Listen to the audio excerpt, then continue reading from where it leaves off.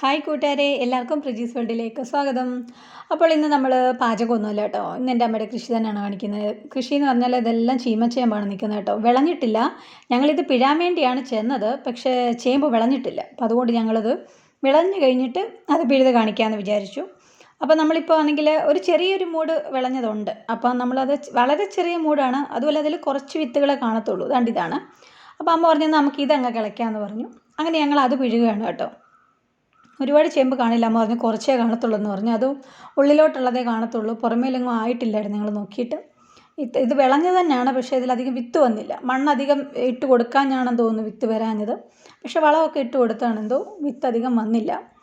അപ്പോൾ അതിനകത്തുനിന്ന് കുറച്ച് ചേമ്പേ കിട്ടിയിട്ടുള്ളൂ കേട്ടോ. പക്ഷേ മുറ്റത്തായതുകൊണ്ട് പന്നിയൊന്നും എടുത്തിട്ടില്ല.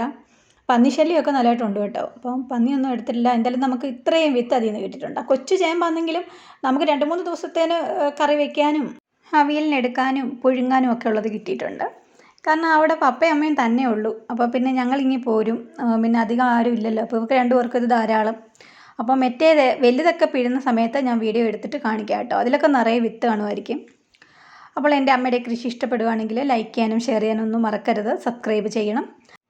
അപ്പോൾ നമുക്ക് അടുത്ത വീഡിയോയിലൂടെ കാണാം. താങ്ക്